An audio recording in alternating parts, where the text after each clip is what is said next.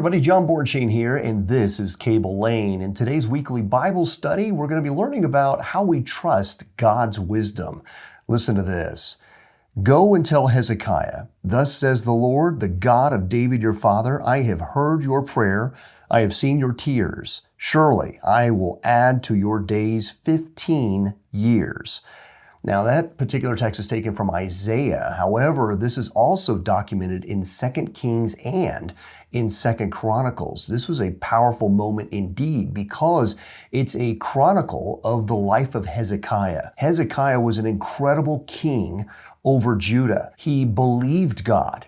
And in some ways, one could say it was credited to him as righteousness because Hezekiah faithfully trusted the Lord time and time again. We see that when Sennacherib was bringing up an army to destroy Jerusalem, it was Hezekiah who prayed. And as he prayed, God dispatched one angel to slay 185,000 men. All the men of Israel had to do was go out and clean up the armament that was left behind from what the angel of God had done. We see this over and over again in Hezekiah's life, a man of faith. However, something interesting happens towards the end of Hezekiah's life. After he had lived a good long life, served the Lord faithfully, the Lord comes to him and tells him that he's about to graduate, if you will. He's about to die, and he needed to get his final affairs in order. However, Hezekiah didn't respond in the same way that he had responded before.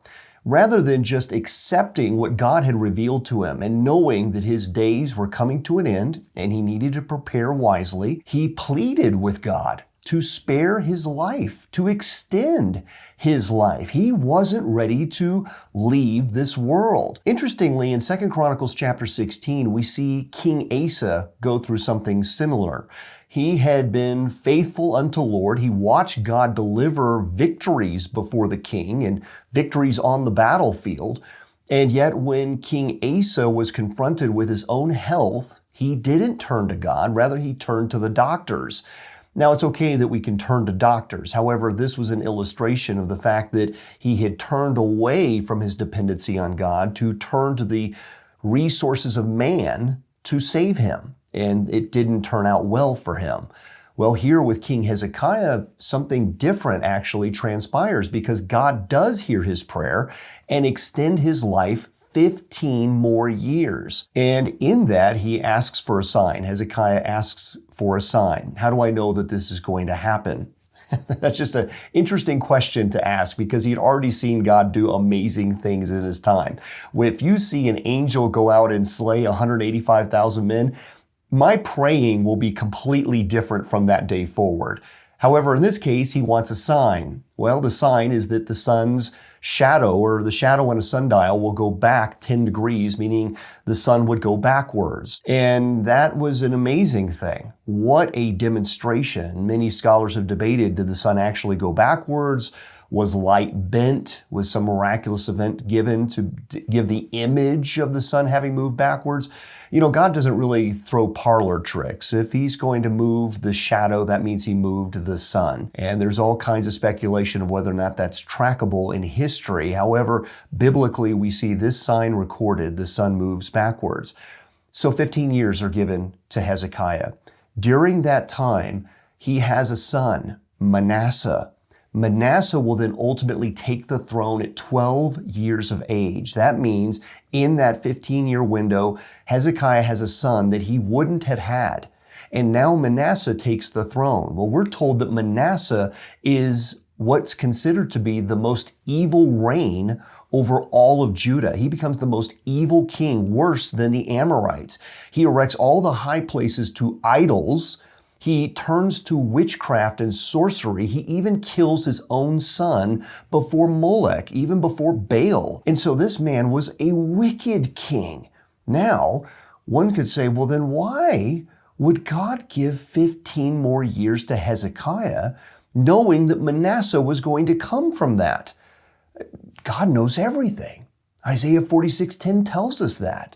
In fact, in Job chapter 14, verses 1 to 6, it tells us that God has already appointed every single one of our days.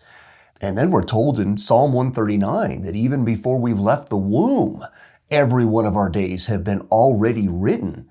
God has already seen it all. He's atemporal. He is outside of time. So what would be the point of doing this? Well, we know in Romans chapter 1 that God will turn us over to our own devices as a form of punishment. That when we clamor for anything and everything other than God, part of that punishment is to give us exactly that, which leads to judgment. So here we know that Israel was due for some judgment because under the reign of Manasseh, the people demonstrate their own wickedness. Manasseh, interestingly, at the end of his reign, he will reign for 55 years. He repents and he turns back to God. However, the people did not. They enjoyed their wickedness, and as a result, it ultimately will lead to their captivity in Babylon. So this sequence of events was necessary. God allowed it for a reason, but we're also to see how Hezekiah responded when the number of his days were revealed, that his days were coming to an end. How did he respond? Well, he responded like King Asa, trying to cling for the last of his days, rather than trusting that God has a perfect time and sequence for everything. And when we look at that, that means that we are also to trust the wisdom of God, that He has given the exact amount of days that we need and that every day is a gift. He has given us the very breath that we breathe right now. As I speak to you in this very moment, my very breath is a gift from God because we are told that in Him we move and live and have our being. Let us not squander it, but let us also trust that whatever days God has given to us, it's exactly what's needed. Because we are supposed to see that when a man of God even pleads for more time, what could come of such a thing? Do we trust God with the gift of time, with the gift of the moment, and with the gift of our very next breath? Listen to what Dr. Henry Blackaby says. So much suffering resulted from Hezekiah's unwillingness to accept God's will for him. God knows what is best. Whether your circumstances are easy or difficult, you can completely trust His guidance. Will you trust God today? I know it's a test for all of us. God bless you, my friends. Take care.